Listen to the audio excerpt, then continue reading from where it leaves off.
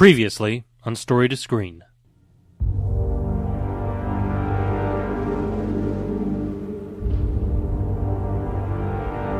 What would you like to see in the new DC movie? I know a lot of people seem to be against the idea of Lex Luthor. I'm up for a reinterpretation of Lex Luthor. You know, I really feel like I know what they're going for, and it's not terrible.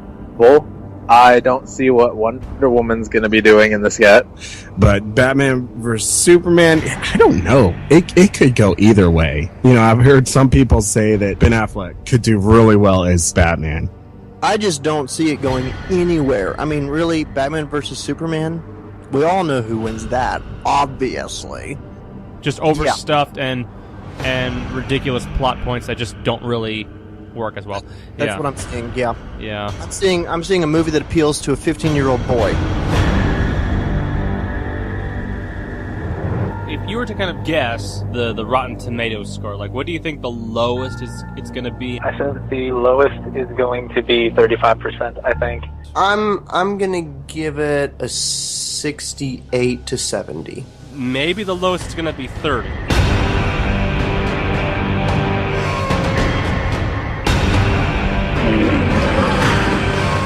All I can say is, ooh, glowing eyes and big hulking suit.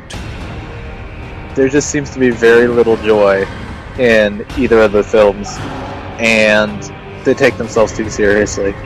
Tell me, do you bleed? You will.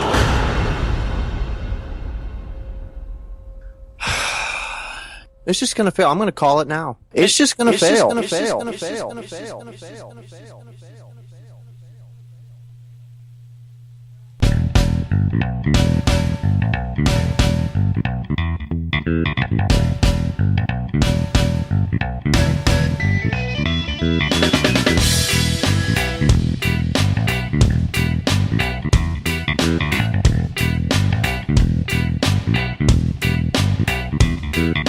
Well, hello everybody, and welcome to a brand new episode of the Story to Screen podcast, the movie podcast where we review all different kinds of movies, new and old. I'm your host, Chris, and joining me tonight is a special guest who happens to have the same name as my mother, and that's what makes us good friends. We were in turmoil, in conflict, and all that stuff for a while, but after I found out that his mom shares the same name that my mom does, we bonded really quickly. We were smacking each other, but then we got along. Benjamin Curlee! How's it going, Ben?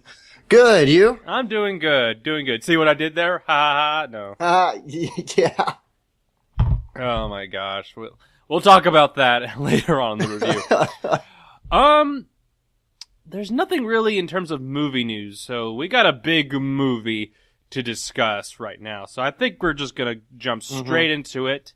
So we'll wrap up the conclusion of our Batman v Superman specials with Batman v Superman: Dawn of Justice. Today is a day for truth.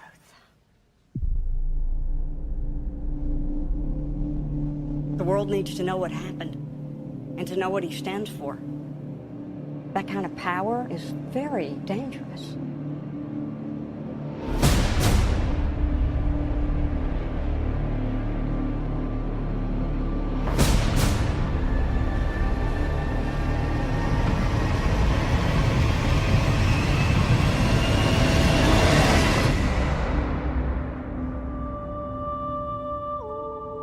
Let the record show that this committee holds him responsible.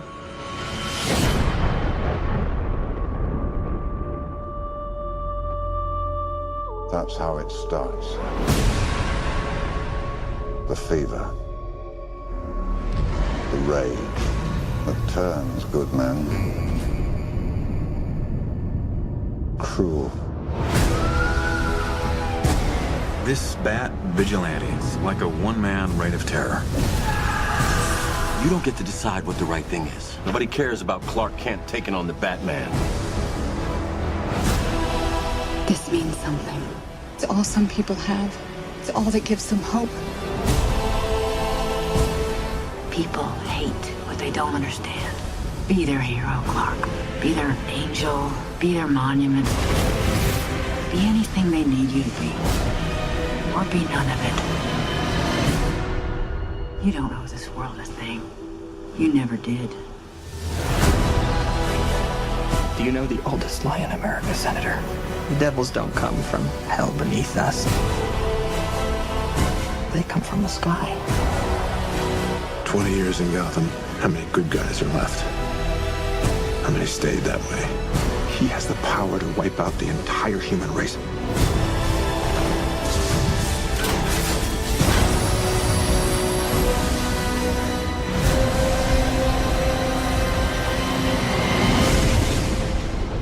And we have to destroy him.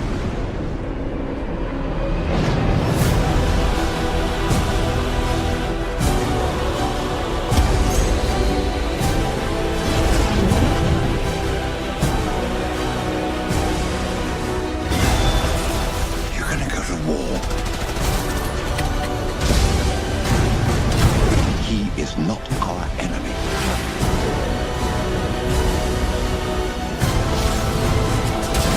Black and blue.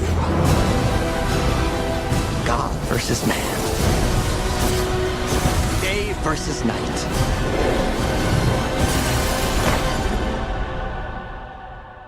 The red capes are coming. The red capes are coming.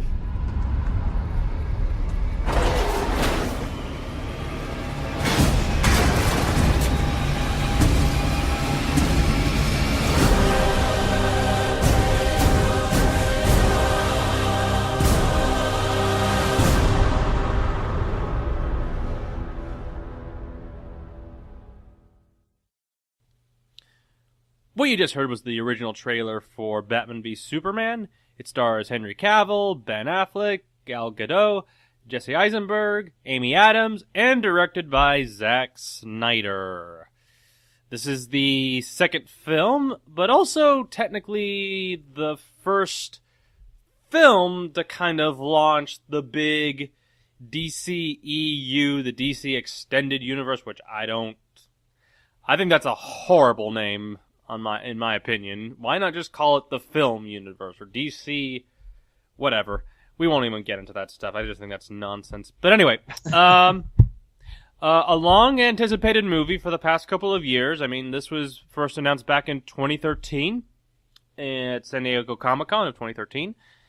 Now, Ben, you and I, we went to go see it together on opening weekend. So I didn't see it Friday night, but we went to go see it Saturday morning and at an AMC theater. Very nice theater, clean and just really looking great. In IMAX, by the way. So leading up to this movie, Ben, I know we've kind of shared our thoughts on leading up to this movie. I know it's been kind of mixed to negative, but we'll start with Man of Steel first. Actually, were you a fan of Man of Steel? I thought it was okay. I enjoyed it. I wasn't a super fan or anything, but I thought it was a decent film. Yeah. Okay. So I have no real major complaints with it. Like I know some people just hated it. I didn't have any problem with it. Okay. Like none of the 9/11, the imagery, no, really got no, yeah. Okay. But for the most part, did you think it was a solid start with this for the new era of Superman? Did you think it was a solid, good start, or? I mean, like, define that. It's hard to say. I thought it was a different start. Okay. It was a different take on Superman. It wasn't a bad one. So I define solid. I don't know. Well, I mean, just like, do you think it was a good, starting pad, launching pad for this new Superman, for this new universe that we kind of knew we were going to be getting, the tone? Do you think? Yeah. Yeah. So that's what I'm kind of referring to, Yeah, no, yeah, I think so. Mm-hmm. Let me just share my quick. I do like Man of Steel. I do think it's a film that hasn't, in terms of its weak pieces, I think those are the things that don't hold up. Mm-hmm. I will be very honest. I do think the 9/11, or just like the collateral damage that happened in Man of Steel, definitely went overboard. And I can kind of understand why critics were kind of disturbed by that image, because they didn't want to see Superman, this symbol of hope, the Americana spirit, kind of causing this type of mass destruction. I don't think people really wanted to see that. And I think that's why a lot of people kind of reacted kind of negatively towards it. But yeah, you can actually, we do have a review from 3 years ago, so you can check that out. That's actually our third episode, from Story to Screen, believe it or not, that Joshua and I did. So that was kind of a fun one. But yeah, Batman v Superman. What did you think of the film, Ben?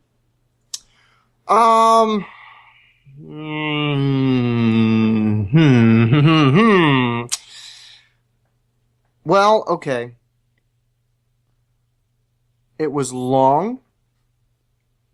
It was very mixed. It had, in my opinion, a very hard time keeping track of itself and staying on topic. I don't know. It's just, it felt like, every 60, 90 seconds, we're changing scene again. We're changing scene. It's like we're moving on to the next thing the whole way through. And it's like, we never really stopped to identify with anyone. It was like almost like the whole movie was a montage, and I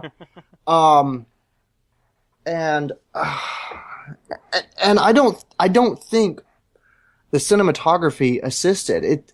I think it actually hindered the film.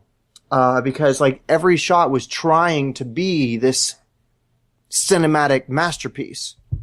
And yes, it's good to have, those kind of shots. And yes, it's good to have every shot be deliberate. But just because every shot is deliberate doesn't mean it has to be a masterpiece. It just needs to assist in the storytelling. That's kind of, and so, yeah, I found that very distracting as well. Like it was trying, it was more occupied trying to be beautiful than it was. Yes, than it was trying to convey a story. That's Zack Snyder for you right there. Yeah, and I think overall my biggest complaint is Zack Snyder himself. I've not seen much of his stuff. I saw 300. And I mean that was okay. That was an original piece. That was pretty good. Yeah. That I think and then Legend of the Guardians, that animated owl movie, and that it was okay. It was okay. It would have been a lot better if they actually made a second film like it needed.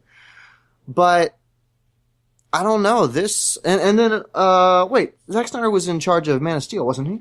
He directed Man of Steel. And that was okay. But this, I just really wasn't digging it. I don't know. It was, and every note was kind of a low note too. Like the moments, okay, so Marvel does a good job of, it hits the serious notes, but it also has moments in there where you're just like, yes, I can't believe they just said or did that. It's like, the couple of times that, Dawn of Justice tried that, it just kind of was like, oh, okay, haha, everything, it's just, took itself way too seriously, I think. Yeah. Was there anything else you wanted to add, or did that's about it. Kind of general impression. We're kind of going off general impressions. Mm-hmm. Yeah, I've seen this film twice now. Actually, I went to go see it last night in preparation for this thing because I was like, okay, the first time I refresh, just to refresh, and just to kind of get a better sense of the characters, When I first saw it, I was really taken. The first time we saw it together, I was just taken. I was just in awe of just the sheer scope of this film. I mean, this movie is a massive scale, action film. Mm-hmm. But ultimately, at the end of the day, it is a very empty, very hollow film, and just the emotion, the character arcs don't work. People have been saying it's a bleak, like a very down bleak film, and I don't think it's like that bleak. No, I don't think it was that bleak. I think it was just every note was a low note. Yeah, so it was just everything was just low. It wasn't happy. Basically. Exactly. Yeah. And So and I think that was kind of the problem. There wasn't a sense of exhilaration, inspiration. There was none of those moments there. And it was funny watching this film and then watching Man of Steel, in preparation for this, for the film.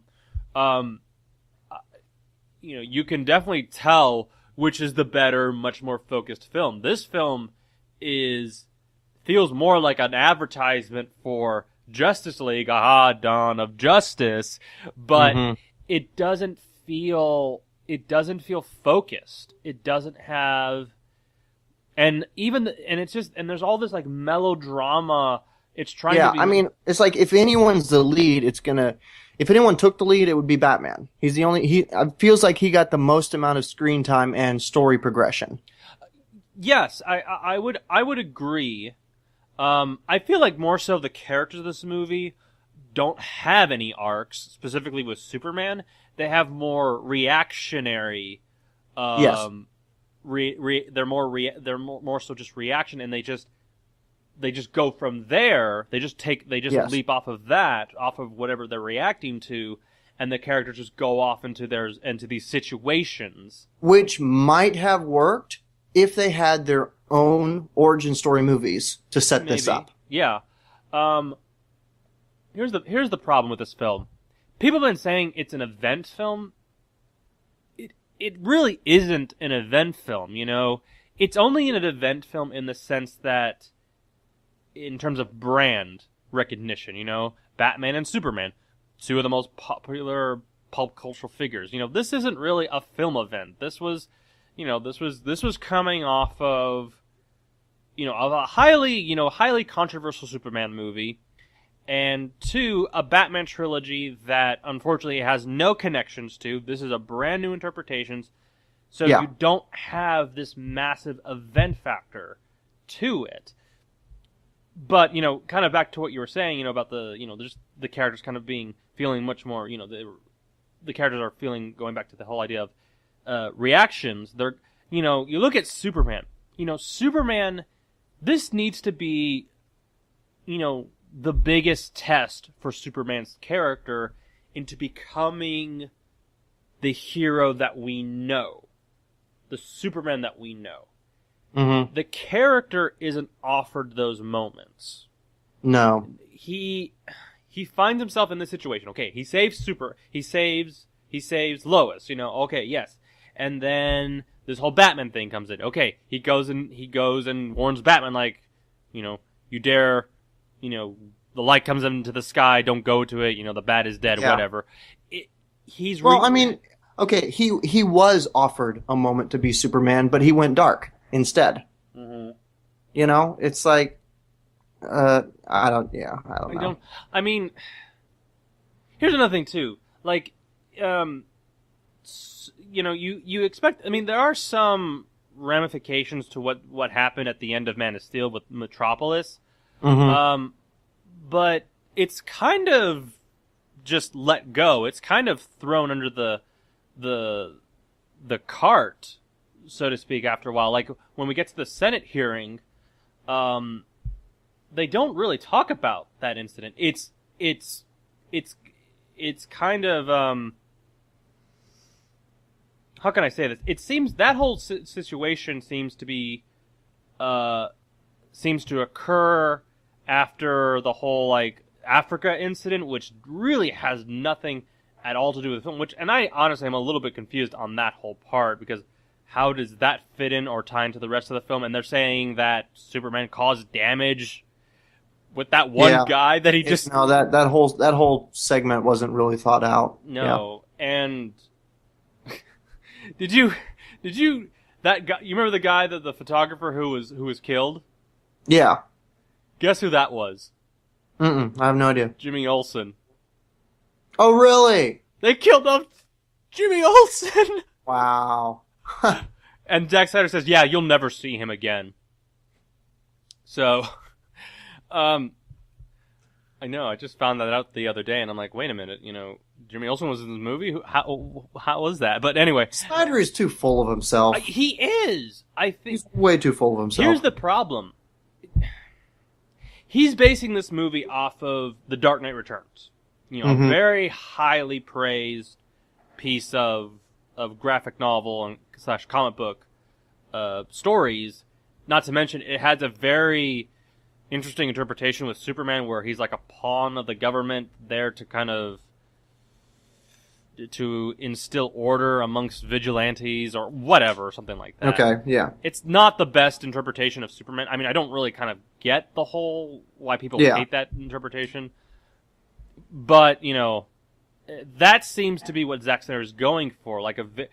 Did you at once feel any pity, or did you feel like Superman himself was progressing as a character at all? I mean, I didn't. I don't think so. The only thing that happened, the only progression that he does is when he, spoiler alert, we're going to spoil this movie, is when he dies at the end. I mean, there was no real progression with his character at all.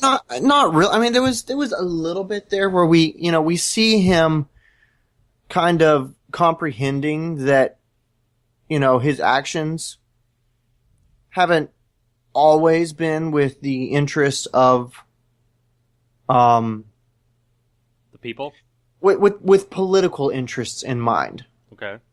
And yes and no, people. It's hard to say because, okay, I'm trying to recall Man of Steel. Didn't he kind of have the opportunity to take Zod out of the city, and he didn't when he was fighting him, or was he kind of forced to take him into the city? It was. See, the whole thing was just chaos. I mean, everything was in chaos. Because I feel like Superman would have had at least some window to try to pull Zod out of the city.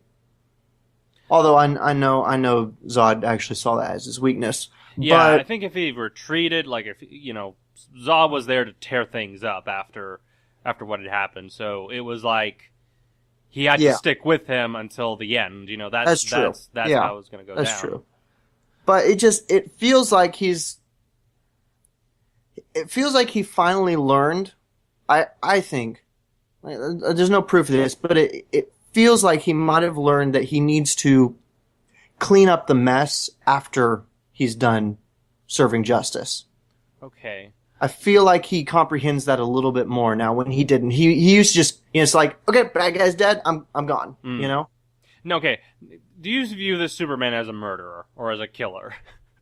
No, not at all. Okay, neither have I. Now, does he leave a mess behind? Maybe. Well, yes. But, he's a messy Superman. I will say that. The thing, one of the problems with this movie is that you don't have Superman kind of confronting. He's being confronted by other people and the public, but he doesn't confront the public with his beliefs or what he is striving for, what he's working towards. You know what I mean? Like in the Senate hearing, one of my biggest disappointments with the Senate hearing, which was a great scene. I do think the Holly Hunter is, when she was saying, that the speech of, this is how democracy works. We talk to each other. I felt like there was an opportunity there for Superman to speak.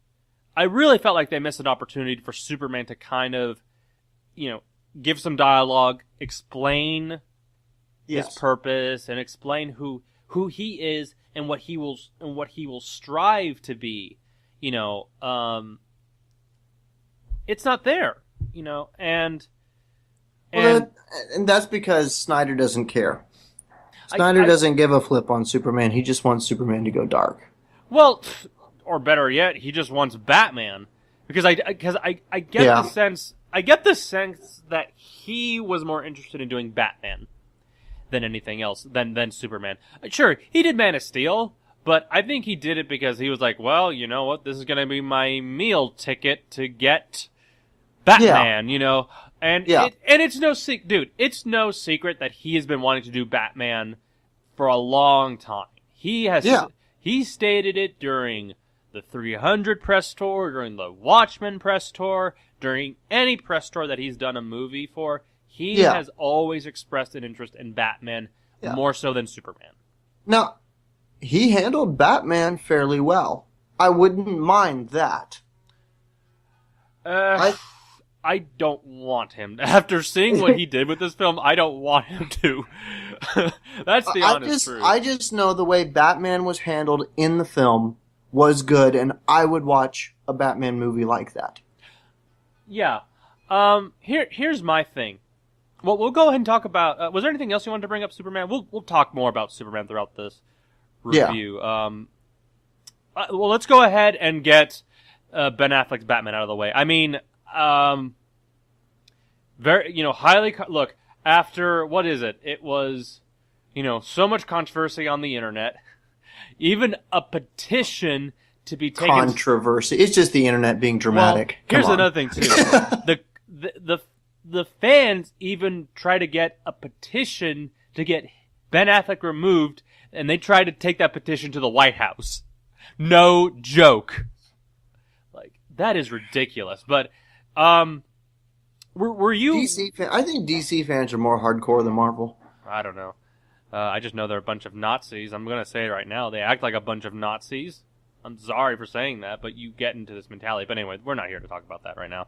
Anyway, well, it is kind of like, either you're with us or you're against us.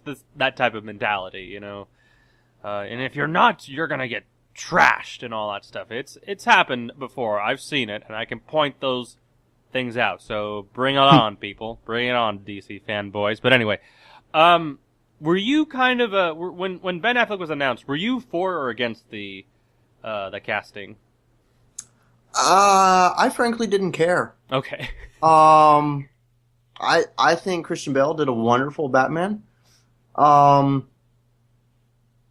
think Michael Keaton pulled off a decent Batman. Mm-hmm. So, no, I really don't have an idea on who I think Batman should be. I'm willing to see, because I've seen multiple interpretations of him, so I'm willing to see another one. Yeah. So no,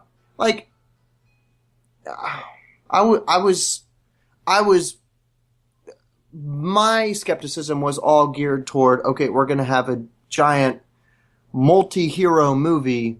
Yeah, more so with than the casting. No groundwork. Yeah. That was my concern. Yeah. And I'm sad to say I was proven right, but yeah. I do think, actually, honestly, the surprise of this movie was actually Ben Affleck's Batman.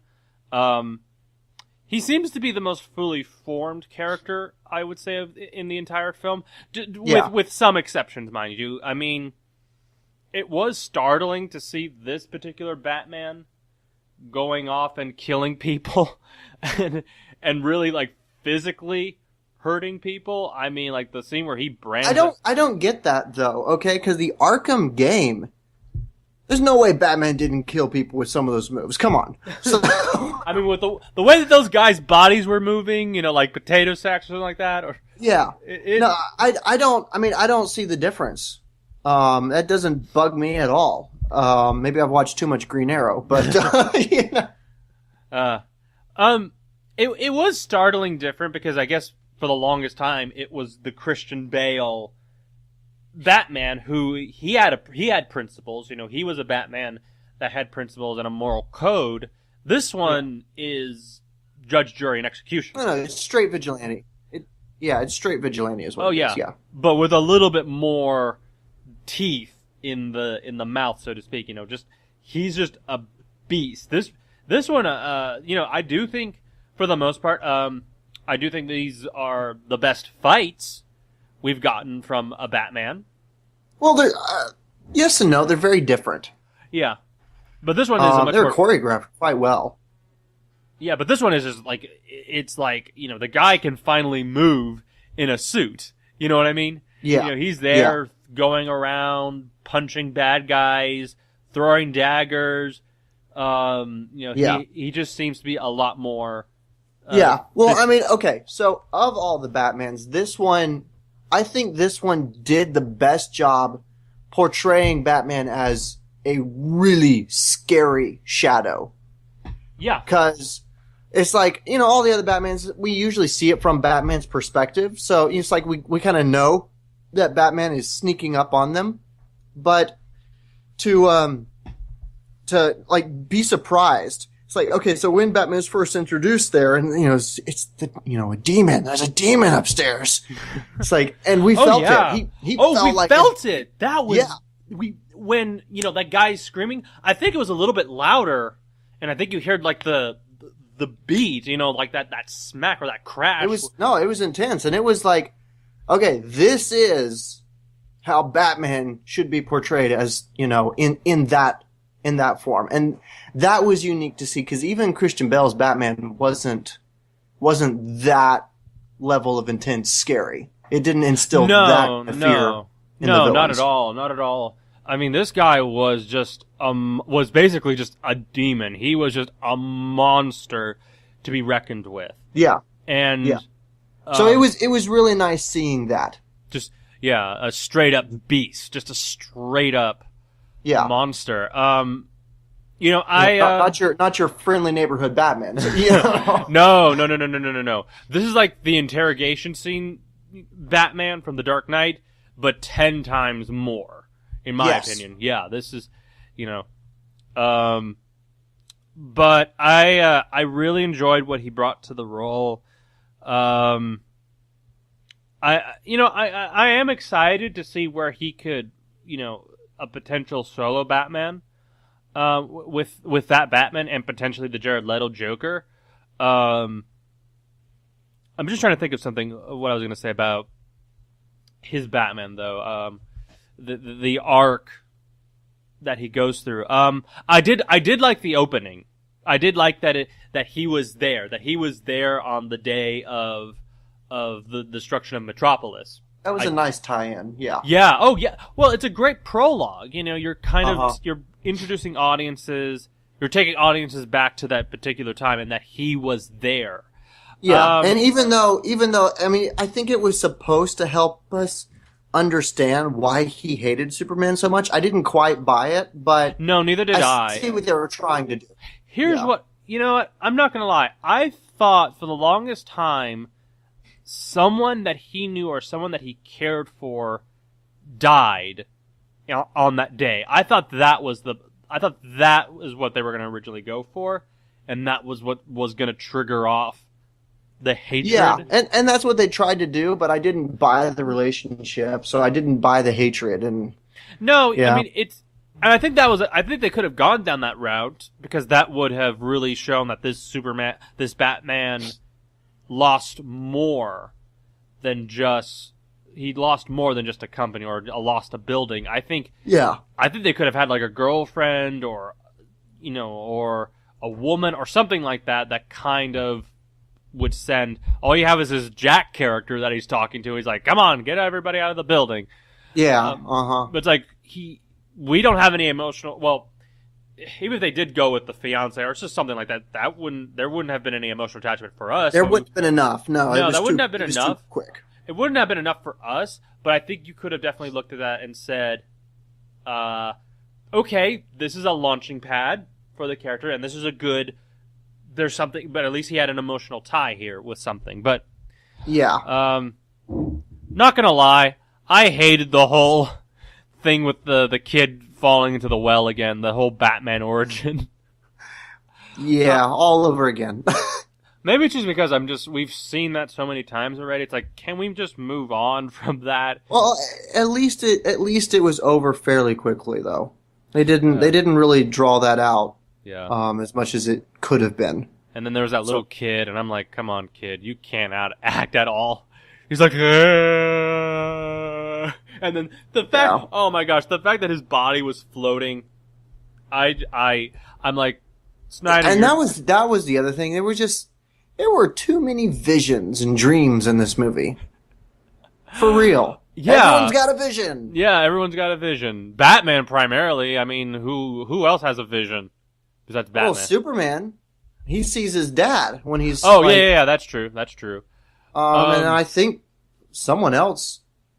I don't know. I think it's that's just too many. Just too many. Maybe no. Lex doesn't have a vision. Well, did you see that? Did you hear about that deleted scene that was just released a couple days ago? Apparently, he sees something. He sees a demon or something like that in that same place where he was making Doomsday. He sees like a demon. Okay. Yeah. So just they're advertising another vision. At least they cut one out. But no. Here was the weird thing though. Like you see Batman just going around with his toy, like especially in the car the car chase sequence. I don't know what it was, but I was just not feeling any exhilaration at all. It felt like, okay, you had a cool thing going around, you know, which was honestly just a rip-off of the Tumbler. Let's be kind of honest. He was trying to mimic the Tumbler from the Dark Knight movies. Well, kind of, but he did go back to the more classic Batmobile look, though. Low to the ground, kind of stretched. Hmm. I mean, that's the same Batmobile that very similar in style to what Michael Keaton drove. Very different. And what's his face? George Clooney, too. Very different. You look at those cars; they are very different. This is more. But they're still the low to the ground sort of Corvette feel. Okay, I have to look at that. I didn't think so. Well, I mean, those were the. I don't remember George Clooney's, but who'd want to remember George Clooney's? Yeah. But anyway, I think I remember Robin's motorcycle. Yeah. Here's the weird thing, though. Zack Snyder can be a really good action film director, and I think, the action stuff in this movie is handled pretty competently. But I've never been. I cannot recall the last time that I've been in a movie theater with a car chase and not feel any exhilaration. I just feel more like, okay, this is cool, as opposed to really feeling like you're in the situation. I think that's the problem with this movie. You're not getting into the characters, and you're not being invested within these characters and their motives and all that stuff, and their arcs. They don't have any arcs at all. Mm-hmm. So when an action scene like that happens, it's lackluster because it doesn't. You don't feel anything. It's a kind of weird circumstance to be in. But yeah. But I'm just trying to think. Yeah, let's talk about that nightmare sequence. Oh my god, I'm not gonna lie.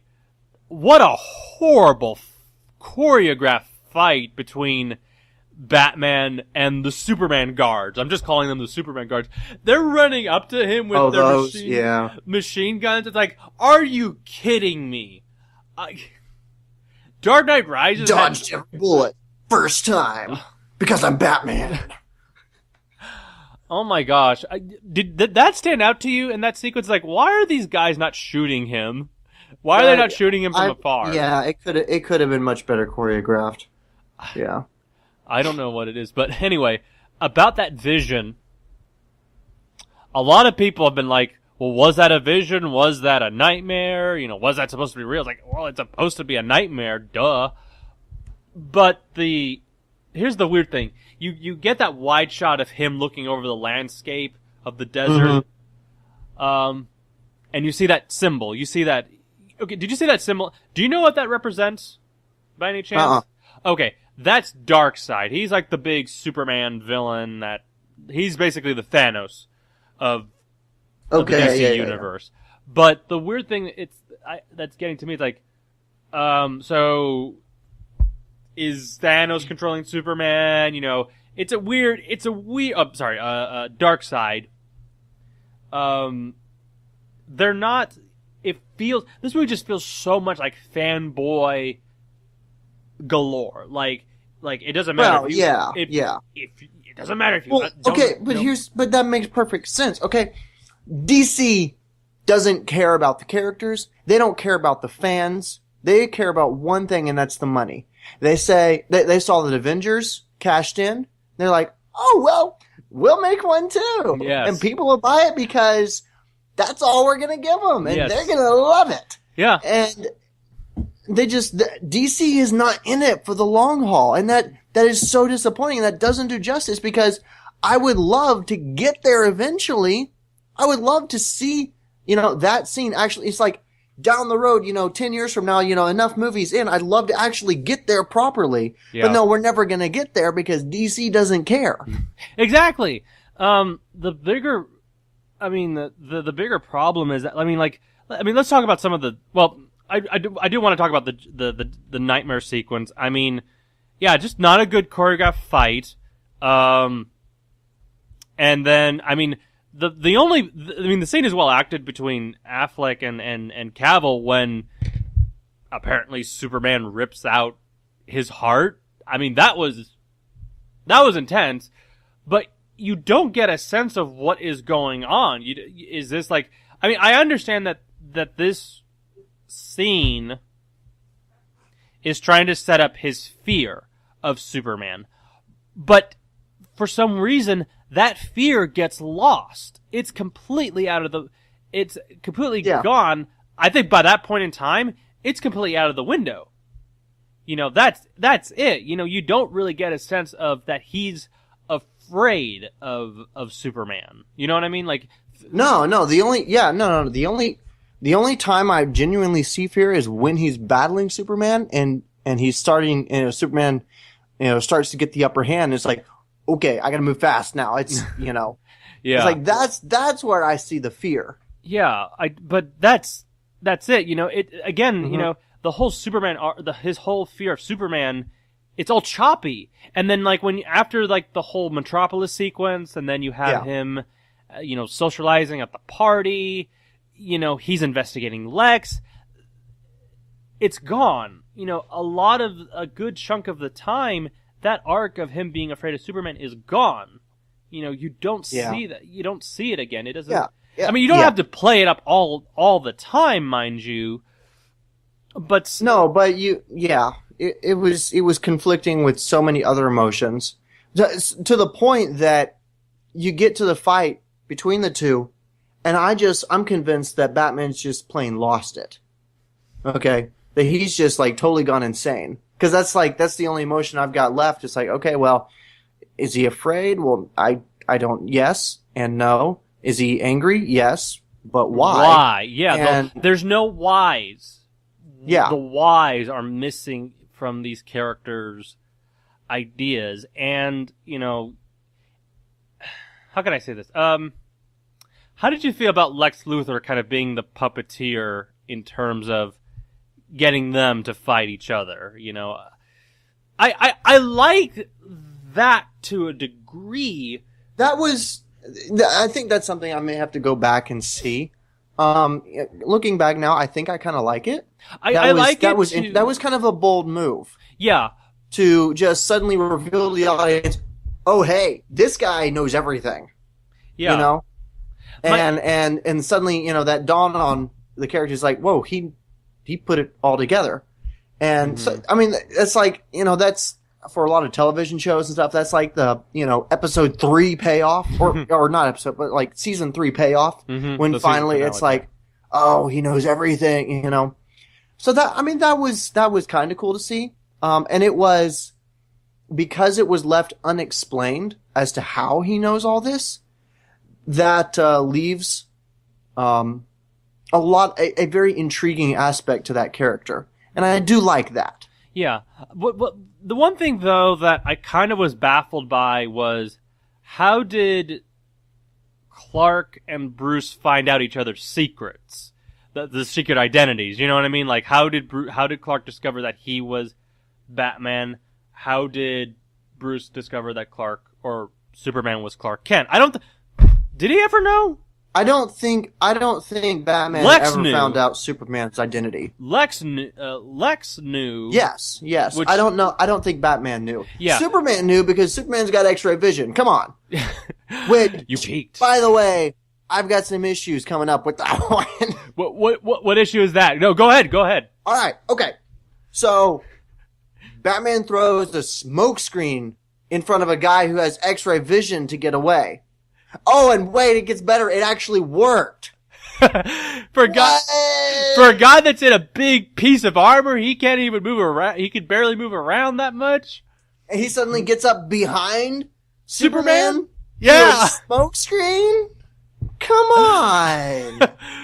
Man. Well, if you're gonna do that, at least, give me some indication that the smoke screen is lined with lead or something. Yeah, something. Maybe it was, for all we know. But when I first saw that scene, I thought maybe there might have been some kryptonite or something like that in the smoke, maybe. Yeah. But that wasn't the case. But no, here's the problem with the relationship with these two characters. It's not. You look at the animated shows and even just the individual movies or even just the comics. Let's go with the comics and even the animated shows. It's always been a clash of ideals. You know what I mean? One person doesn't agree with. I don't agree with you. Superman doesn't agree with his pacifistic, kind of ideals. Superman or Batman doesn't agree with his optimism because he himself doesn't have any hope or anything like that. Mm-hmm. So there's none of that. It's more so okay, you're a vigil. Well, even then it's here's the thing. These characters don't even encounter each other that much at all.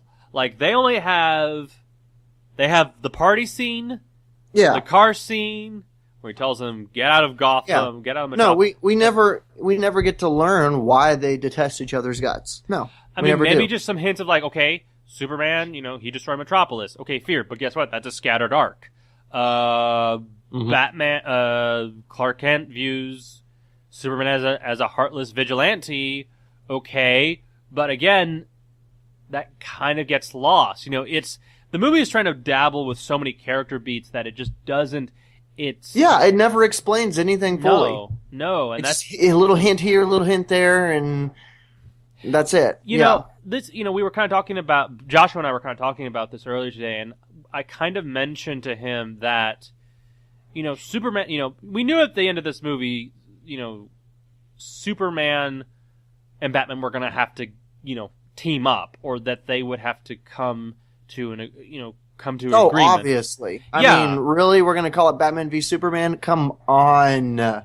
Really? Are they going to spend the whole movie fighting each other? And they only have one fight! I was expecting at least 2-3 fights at least. No. I barely expected one. Well, some of that stuff was in the trailer with the armored Batman, but, and then here's the other thing too. Well, let's go ahead and get into because what I'm going to bring up really concerns 3 factors: the fight scene, the end of the fight, and also Jesse Eisenberg's Lex Luthor. I actually liked. I'm going to be very honest. I liked Jesse Eisenberg's Lex Luthor, actually. Mainly because he had a pulse to him that was very different from what the other actors were trying to do. Everyone else was trying to be dour and, depressing and moody. Eisenberg, albeit he was doing another kind of goofy goofy type of Lex. Well, he was doing a Joker almost, is what he was doing. Yeah, but here was the thing that I really thought where the writers got Lex, or at least this Lex Luthor specifically. The scene that he has with Superman, and the part where he says, there was no God to intervene between me and my father when he was abusing me all the time. This is a Lex that has been abused by his father. How abusive he was, we don't know. Apparently, it sounds like he was very abusive. But this is a Lex that is suffering from a personality disorder, I think. And I think he's trying to be... Yeah. He's trying to be yuppity while at the same time trying to conceal his inner demons. And I think that's kind of brilliant to some degree with this interpretation. I mean, look, in my personal opinion, the definitive Lex Luthor has been the Smallville Lex Luthor, where he was straight up serious and legit. But here, I actually kind of like what they did with Lex, and I liked his. I kind of liked the in the scene where he's trying to prove that Superman is evil, or that there's a part of him that is evil, that it's somewhere in there, and he's going to bring it out of him. I kind of like that a little bit because I guess because it was just a very different kind of villain motivation. Because typically it's always been like, why the rejected individual from like the Marvel movies. All of them have been kind of copycats of each other. But no, what did you think of Lex, Jesse Eisenberg's Lex Luthor? I think it was probably the most convincing character. Really? Okay. He did throw me for a good while because I did see him as a serious character, but then it's like, oh no, okay, he's just straight up crazy. And yeah.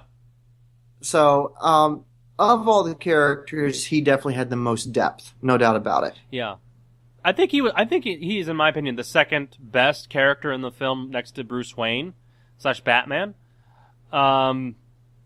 But that scene that he has, okay, now here's where it's going to tie, here are where my problems with the film kind of tie in, because we don't see Superman come to the light or become, that symbol of hope.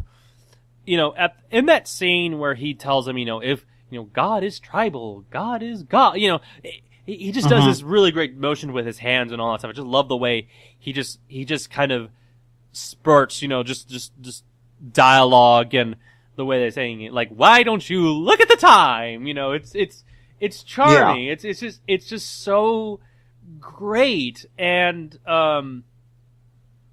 when he's kind of talking about proving Superman as evil, I felt like, okay, this is interesting. Okay, we're going to see how Superman is going to prove not only Lex Luthor wrong, but he's going to finally prove to the world that he is Superman. He is Superman, the good all-American individual. Yeah. But we don't get that in the fight, because you would think that the ultimate test would be for Superman in some weird way to be the saving grace of Bruce Wayne's soul, in a symbolic way. But no, you have that fight scene between him and Batman, which it's a good fight. It's a good fight, but you can definitely tell that it's uneven because Batman's getting all the punches in, and Superman only gets like 3 good shoves, Yeah. And it's exactly how a fight between the two of them would go. Superman would not try to kill him because he knows he could in a heartbeat. And so he would deliberately handicap himself, giving Batman opportunities to pull tricks. Yeah. But I think my biggest problem with the fight was that I wish I could have seen Superman do a little bit more, kind of having, and I wish at the end Superman had the upper hand. I just hated it that, that Batman had the upper hand throughout the whole time. I was like, come on, Superman, I actually thought he was going to break his neck. The way that he grabbed him by the neck and just kind of like, just got him. Yeah. That looked painful. Mm-hmm. But you don't, how was I going to say this? I'm trying to remember what happens. Oh, so, what was I going to say now? Oh, so basically, when you get to that final, the turning point for both of these characters, when it's about Martha, I hated that. Like, that's the turning point of these two guys. Like, oh, so your mother was named Martha, my mother was named Martha too. So you're good. Yeah. You're good, Superman. You're good. We're pals. We get some right up. I think that this is what should have happened. Superman, he gets out the whole speech from Lex. He goes fights Superman, Batman. Batman temporarily has the upper hand, but then Superman ultimately gets the upper hand, and then he comes to a situation that maybe in some way mirrors the Zod situation, where he either kills and becomes the thing that his father has taught him not to be, or he saves this person's soul, which is where Batman, he spares Batman's life, and he tells him, I'm not here to kill anybody, I'm not here to harm anybody, I'm here to save the human race. Something like that. Yeah. I mean, go ahead. I mean, kind of go ahead and spit out your ideas of how do you think that scene could have worked better, where it would have positioned Superman in a better light than just the whole Martha thing, because it's indirect. It has nothing to do with Superman. It has nothing to do with Superman at all, other than the fact that Superman's the human being aspect of Superman has nothing to do with that at all. It has nothing to do with who he is or what drives him, whatever. Aside from proper standalone films to establish the characters, I don't know what could be done. There just isn't enough time to convincingly show those characters and their backgrounds that. I mean, maybe they could have done it better. I'm not sure how, though. That's the problem. Like, this is we're dealing with a filmmaker who doesn't know how, and he said straight up in an interview, like, I don't know how else I would have made this movie. The problem is your skill level, Zach. That's it. Yeah, and he took on too much. He took on too much, but he doesn't know how to do it. Yeah. But I mean, how else do you think that scene should have been resolved? What should have been the turning point between Batman and Superman to where they? Because I don't like that whole thing, the whole Martha thing. That is just such a dumb movie cliche stunt that doesn't. I hate it. Absolutely hate it. Okay. You know what I think would have been better. I think,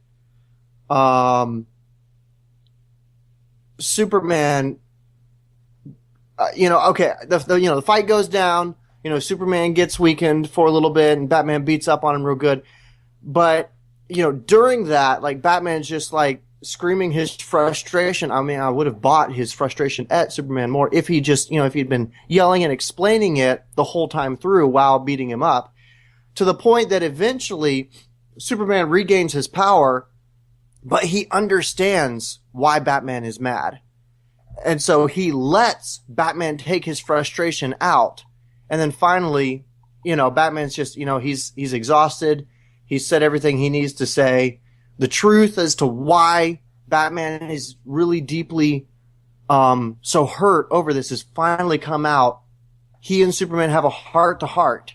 Superman, it's like, I'm sorry that you lost so-and-so, or what, whatever. Yeah, or exactly. It's like just a little heart-to-heart there, and I'd have bought it. Yeah. If you had set something up like where he had lost somebody at the beginning of the movie, and then yes, and I think it would have been great if, in that scene where they get face to face with each other, instead of him saying, he says I understand, or Batman says, no, I understand, murderer. That could have. Exactly. Yeah. That's a scene that, Batman could have had a chance to really verbalize all of his angst about this and all of his feelings toward Superman while beating him with everything he had. Yeah. In a way, you can kind of say it was there when he says, I learned, your parents probably told you that you were here for a reason, my parents taught me a valuable lesson, to die in the gutter with no reason at all. I mean, I just really think that if they'd allowed the two to talk and have a heart-to-heart, that would have changed our perspective so much. Batman would have no longer been confusing as to why he's angry or why he's scared. It would have been a perfect place to dump exposition without it being corny. Yeah. The problem is, Zach is not, that also could have, it's like we saw a little bit of remorse in the courtroom scene after everyone exploded, for Superman, that could have been, Superman's full roundabout 360 where, it's like, okay, I see how you guys are scared of me.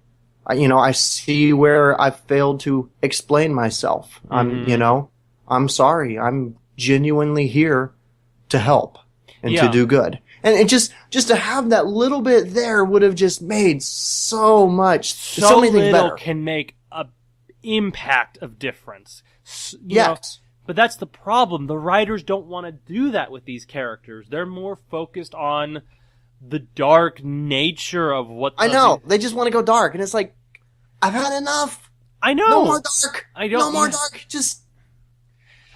Yeah. It works with Batman, and the problem is, like, I was listening to a commentary earlier, or podcast earlier today, and they were talking about, the reason why they went this direction was because, well, they looked back at Superman Returns, and they were like, well, Superman Returns, for all of its problems, was still a movie about joy. There was still a sense of optimism in those movies, in that movie.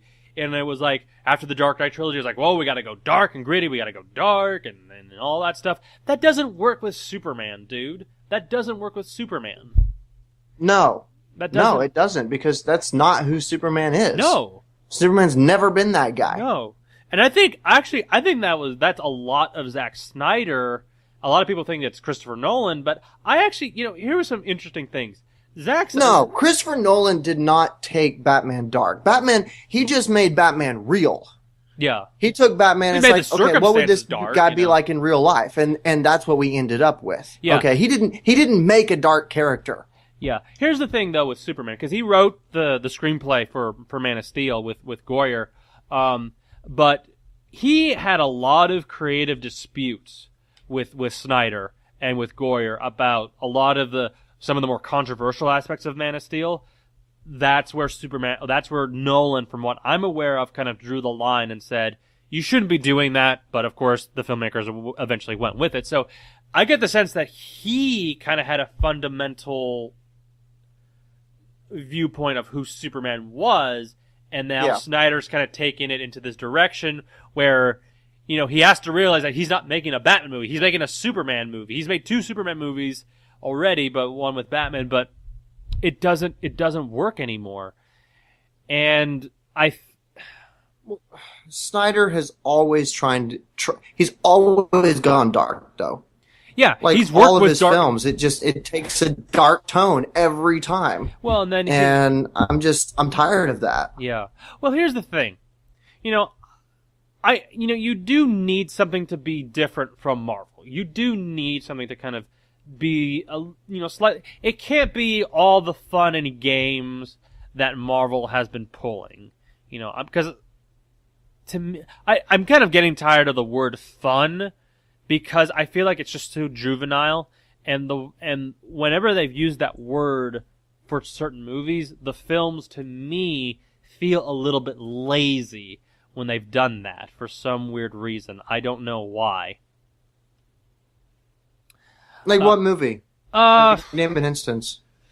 Iron Man 2, I think, is a good example of that. Maybe Thor. I hate to say that, but maybe the first Thor, and definitely Thor 2, I think was kind of problematic in that sense. They're trying to dabble, like, and even Guardians of the Galaxy, it's like and as good as that film is, it feels like it's trying to be. Yeah, but those films. Yeah, but each of those. Okay, yeah, Iron Man 2 wasn't the best, but the rest of them, though, they've all taken on their own unique feel. But at times, I feel like with specifically the Thor films, and maybe even Guardians, and maybe even Ant-Man, they almost in a way, like, they're mocking, like, with the jokes, and they're trying to make it feel like, when they try to make it funny, it feels like, oh, isn't this funny? I know this is a stupid concept, but isn't it funny? Ha ha ha ha.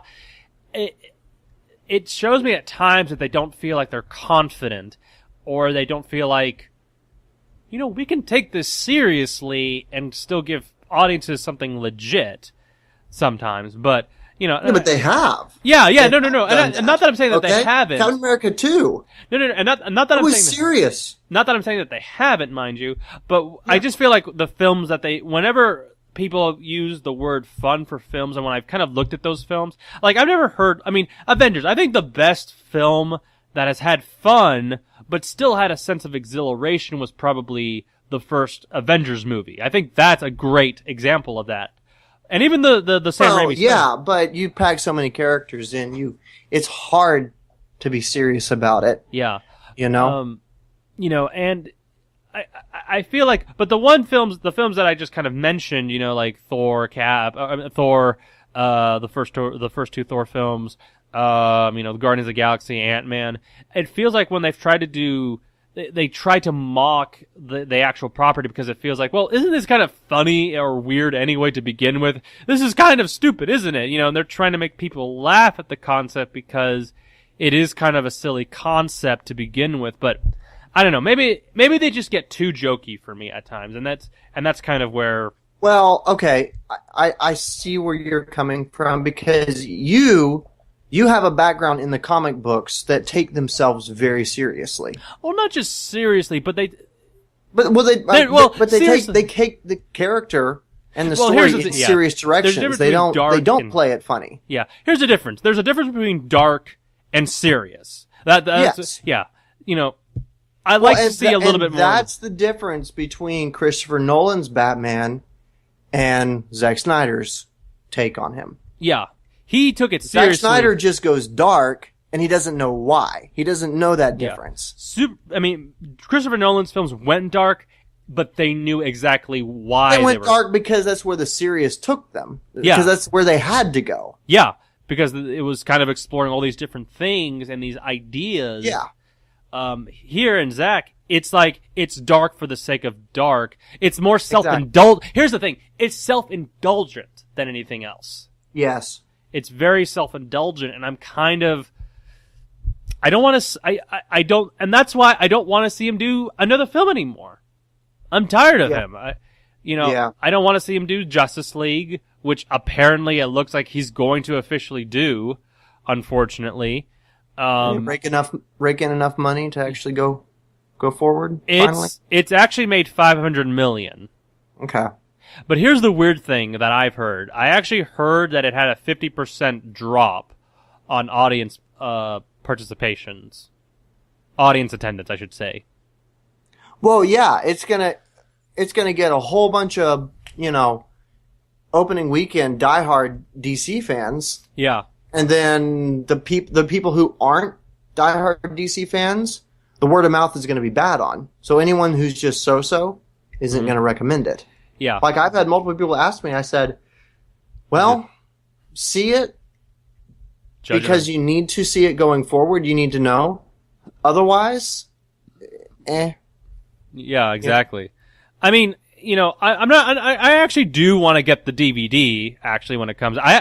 More primarily the extended cut, the 30-minute extended cut.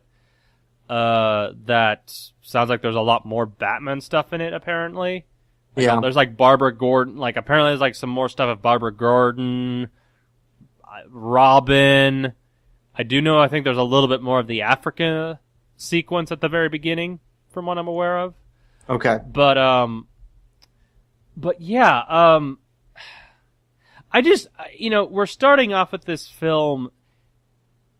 We're starting off with this whole, we're in the second film of this so-called DC universe, and if it's gonna be like this, I don't know how much longer it can go after this. Well, here's another thing too. I was listening to Slash Film earlier today, and they did an excellent review. I really recommend you listen to the review on slashfilm.com, on Slash Filmcast. And apparently, one of the hosts from the show spoke with two people who were closely related to the film, the production of the film. Who they were, he didn't say. He just said that it was a he and a she. And they saw the films themselves, and apparently they did not like it. They didn't like it themselves, and they kind of felt like it was just this big commercial than it was, a montage and commercial of all this stuff, than it was a legitimate film. They just couldn't get behind it at all. And from what I'm aware of, Warner Brothers is not happy with the film either. Yeah, it may be making money, but they're not really 100% pleased with the final product. Well, because they know that this product is not going to make them more money. Well, I've just heard that they're not happy with the film specifically because just the way that it's turned out, in terms of just like the final results.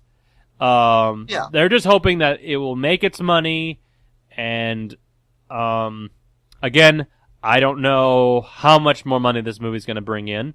I could it have a shot at $1 billion? I don't know. I mean, we'll see how audience participations will endure. I doubt it. What? I doubt it. You think it's still gonna go higher and higher? Do you think it's gonna make $1 billion? No, not for a long time. Okay. I mean, it's been 5 days and it's at the $500 million mark, but yeah. Yeah, but the word of mouth is not there. That needs to be there for a movie. Well, I mean, the fanboys are just like, this thing is awesome. This thing is great. Yeah, the fanboys will see it once. They'll see it twice. They might see it 3 times. And that's where once they are done, once the fanboys, the DC fanboys are done, it's not going to continue. Yeah, well, it was funny too, because someone did mention, like, yeah, this is a movie that may be getting all the love and, attention right now from the fanboys, but in like 5 months from now, it's a movie that's going to be torn to shreds. It's a movie, I think it's going to be torn to shreds. Okay, we still have a little bit more to talk about this film real quickly, so we gotta, okay. What is it? Let's talk about Gal Gadot's Wonder Woman, and the Justice League tie-ins with this film. I mean, she apparently she's been getting a lot of good reviews from the critics. I don't get it. I mean, like, she honestly has like 20 lines of dialogue in the film, and she's just kind of reacting whenever she sees like the whole footage of the Justice League footage and all that stuff. Oh, that was painful. Dude, oh my gosh. So painful. The Flash stuff and it's all. like, oh wait, stop the film. We gotta unveil the heroes. Oh my gosh. Here's the stupidest thing where they put that thing. You have this build up to where, Superman and Batman, they're about to go head to head with each other. It's coming. Yeah. And then there's like this 4-minute trailer of all the Justice League stuff. They threw it in at the wrong time. Oh my gosh. Throw it in earlier on or at the very end of the movie, okay? Throw it in after the bad guy's defeated. Have them sit down and look at that footage and unveil it then. Not right before the climax, putting a break on everything. Are you kidding me? Or better yet, just show the logos, and that would be it. Yeah. Just show the logo. But even then, I still feel like the scene doesn't belong there at all, period. It doesn't. No. It doesn't. No. Either way, even if you shortened it, had the footage omitted, I don't think that scene should have been there at all. No. And dude, the scene where the Flash visits Batman in Dream Stage number 1 or Dream Stage number 2, whatever you call it. Oh, is that who it was? That was the Flash. Okay. And he's telling him, well, the movie doesn't pay. It's like, oh, it's all set up, but there's no payoff at the line. Like, well, here's the weird thing: Batman still hates him, but then, what's his name again? The Flash is telling him, "You were right about him. You were right about him." It's like, okay, so Superman is a villain? Is that what you're trying to say? I mean, who else was he right about the whole time? I mean, he didn't know anything about Lex and all that whole incident. So, and then Lois is the key. He says this, Lois is the key. You have to find us all. Ugh. Yeah, and then so they deliver some critical thing, and it never gets used. It's all set Doesn't get up. used at all in the film. It's all set up. What a waste of time. Yeah. What a waste of footage! Yes. What a exactly. waste! I don't get it! I don't get it at all. Why? Zack Snyder has shown his limits. Yes. It's He can handle some stuff really well. He Well, here's the cannot thing. handle this. This is out of his league. He can handle, created material. He can go well off of, stuff that's already been laid out for him in terms of like Watchmen 300, and even Man of Steel, because the groundwork has been laid out for him. It's just a matter of him executing it. So, yeah, he's a visionary artist, but that does that really make you a visionary? Because I don't know. You may have the work in front of you, like the framework or the book, whatever, but that still doesn't make you a true, genuine artist. Anyway. Well, no, it does. It does. I don't know, because he's still putting his style to it. Yeah. But we know where his limits are now. Yeah. And so does he. He has kind of. It's a shame that he had to find his limits on such a flagship piece, Yeah, I don't know. My biggest fear right now is that this is the same kind of garbled mess we're going to get with Justice League. That's what my biggest fear is. Yeah. But, okay. Maybe, we can hope, maybe who's in charge of the Wonder Woman spinoff? Patty Jenkins. She's directing the film, so he's a producer. Here's the only thing, the only hope we have is that she's going to show him up, and the studios are going to turn their heads and go, okay, this is how we handle superheroes. Oh. Okay. And they put the reins on Snyder or something. I don't know. Yeah. I'm honestly a little bit more excited for Wonder Woman. One, it's going to be a period piece, which is kind of cool. And two, it just looks solid. It just looks like a really solid piece. And, anyway, we'll go ahead and skip that. Let's talk about, oh my gosh, the Doomsday fight. Yeah. It's fanboy service. This is where the movie I hate. This is the part of the movie I hate. And the biggest problem with this scene is that they revealed it in the stupid trailers. Yeah. Yeah. I hate that scene. Why? And let's just talk about some of the plot holes too. Okay, so Doomsday lands on basically a small piece of land surrounded by a large body of water. He's kind of contained on an island. Uh-huh. So, yeah, because I'm Batman, I'm going to lead him back to Gotham. Oh, yes! I'm like, what? Right! Why not just leave him there, go get the stick, and then come back?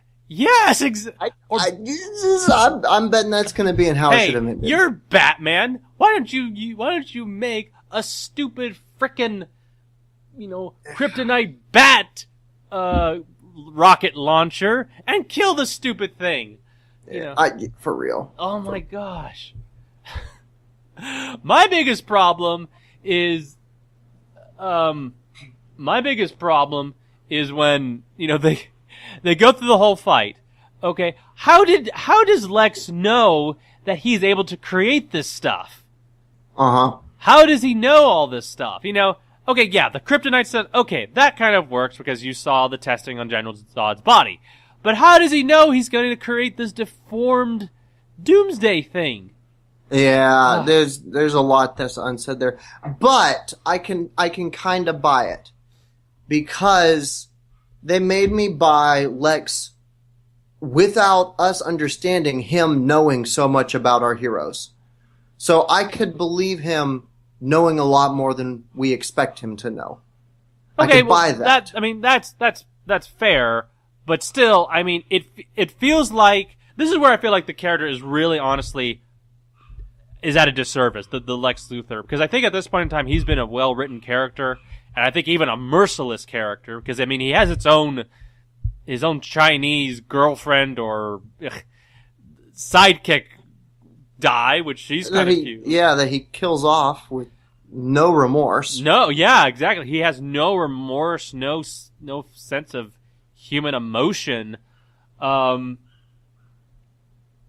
you know, thinking about it now, that would have been interesting if that was the theme that ultimately Superman proves his self-worth, but ultimately man himself is the ultimate monster and he has to be the savior for his own. That could have been interesting. They did that very well in Dawn of the Apes, or something like that, but it's not done well here, you know, but yeah, the whole Doomsday thing, what a wasted, look, Doomsday is a phenomenal, scary villain that you could have used for a Justice League movie. Yeah, wasted a villain. You can't bring him back now. Oh my gosh. Yeah. I mean, have you read Death of Superman by any chance? No, I have not. Okay. I've not read the whole thing, but I did read the final issue of which he dies, and there's so much emotion in the Justice League. The Justice League at points of time helps out, but this is the thing here. You know how he defeats him in the comic books? It's a matter of just strength. Like, the two go at it until they have no strength at all. Doomsday dies because Superman delivers the last big, final, powerful blow that ultimately kills both him and Doomsday.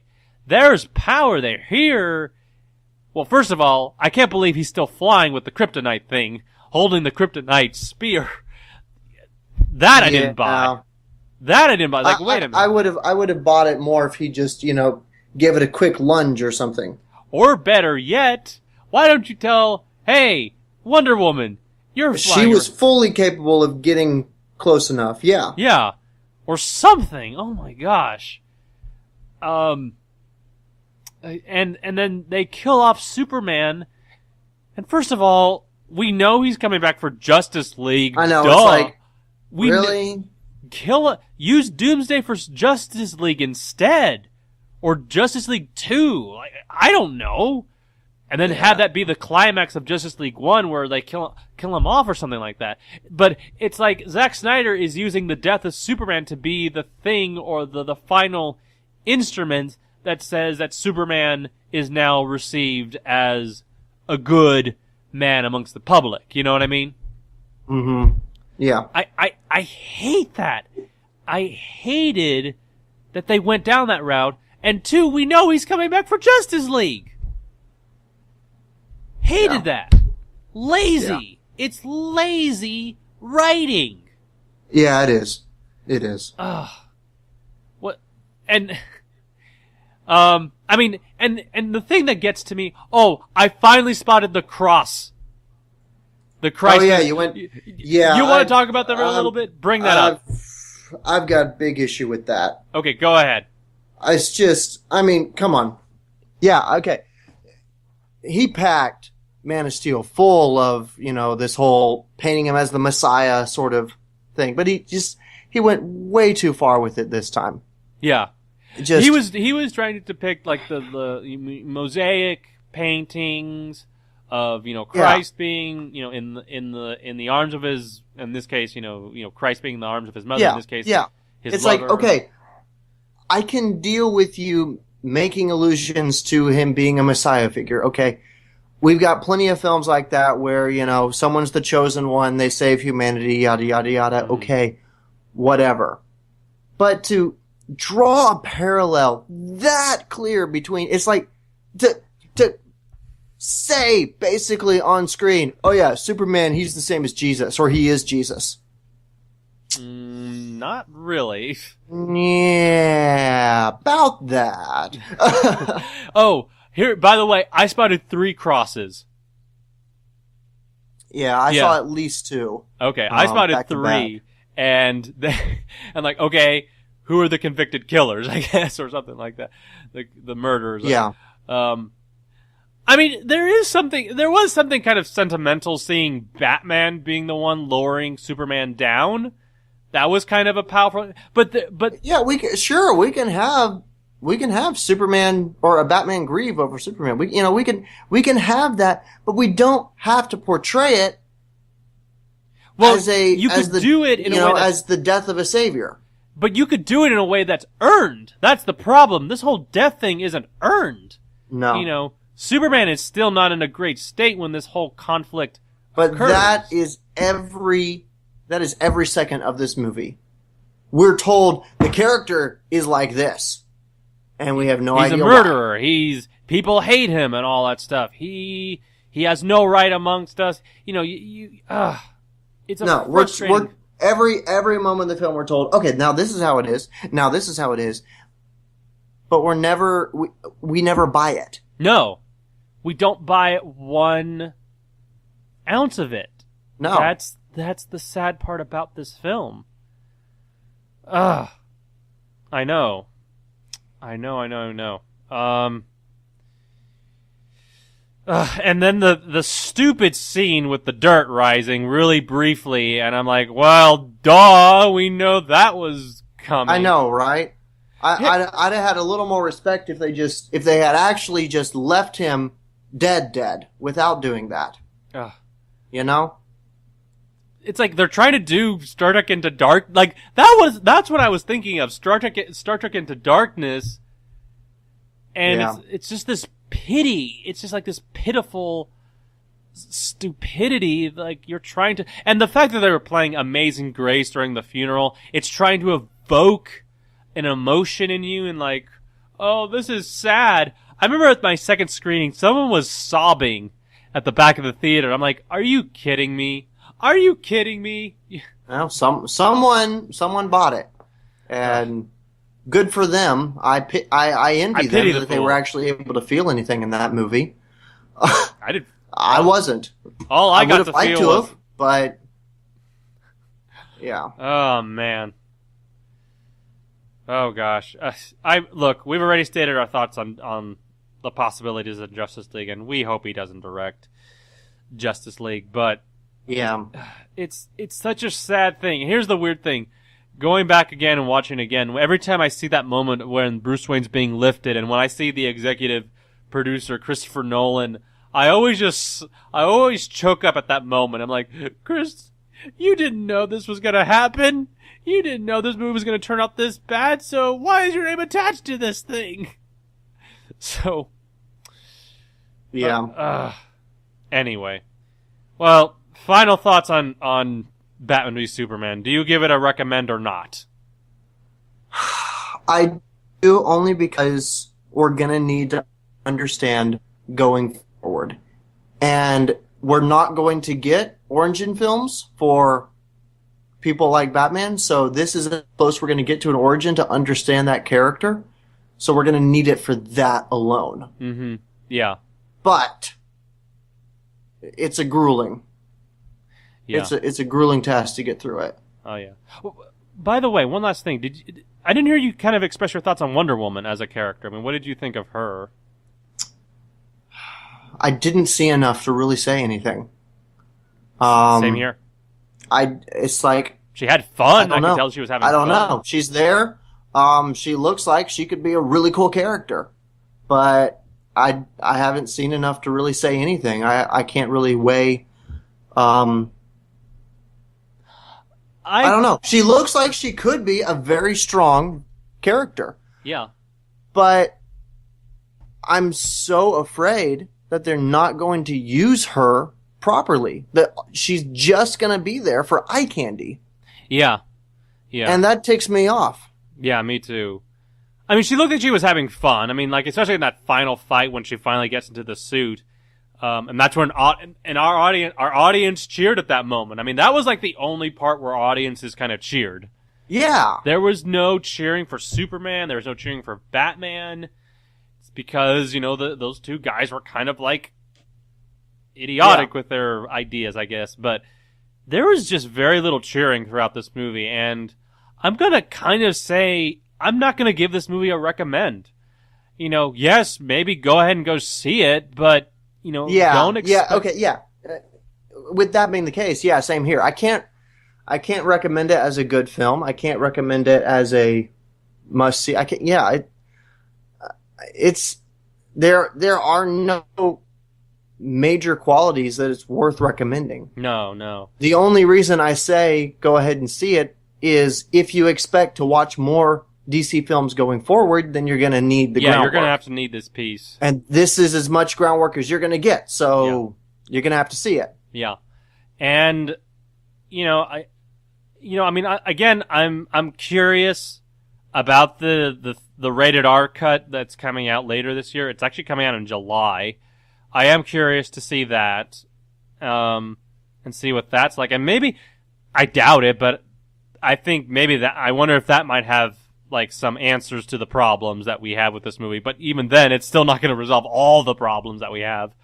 Yeah. So, but yeah, kind of a weak start. Honestly, this movie does one good thing for me. This movie has gotten me way more excited for Captain America: Civil War. That's all I'm gonna say. Like, I'm more excited for Captain America: Civil War now because I'm expecting so much more. I'm expecting so much more on that film right there.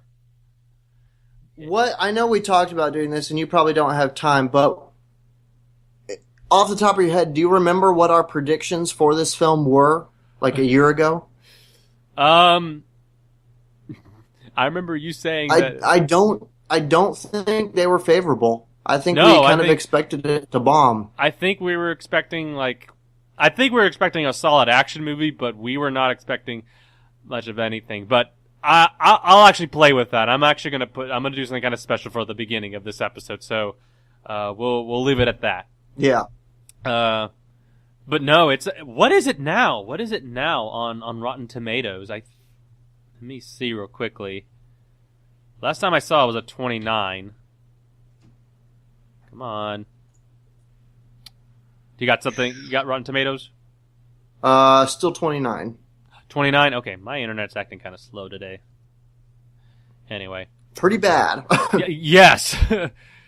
Oh, that's actually, honestly, that's underneath Batman Forever. Yeah.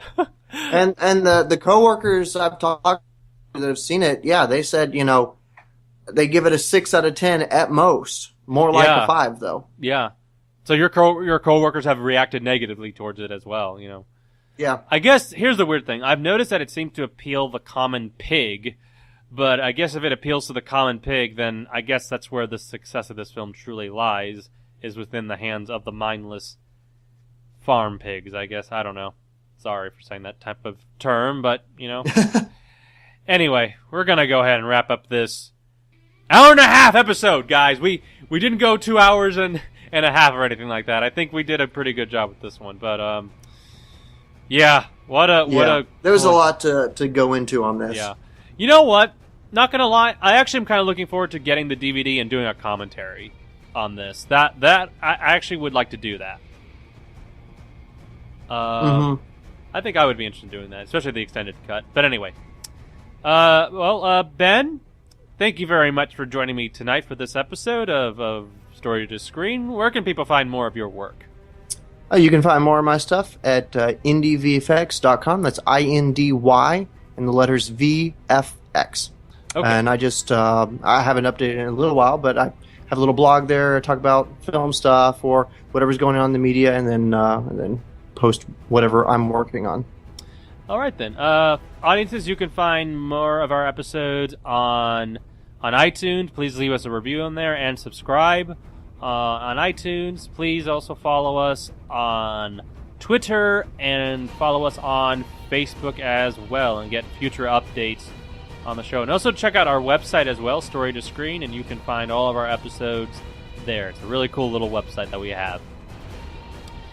Anyway, folks, so this is our 81st episode. It's now on to the road to 100. We've completed our Batman v Superman specials. Now it's on to the road to the end. Maybe.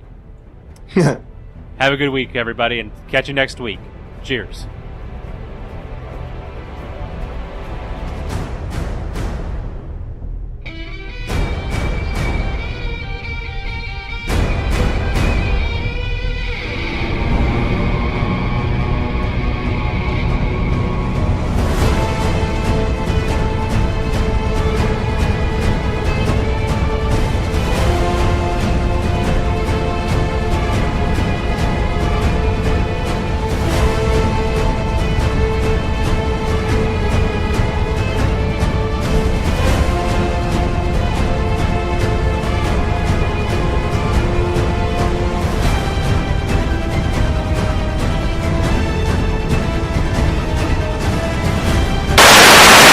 Recording now.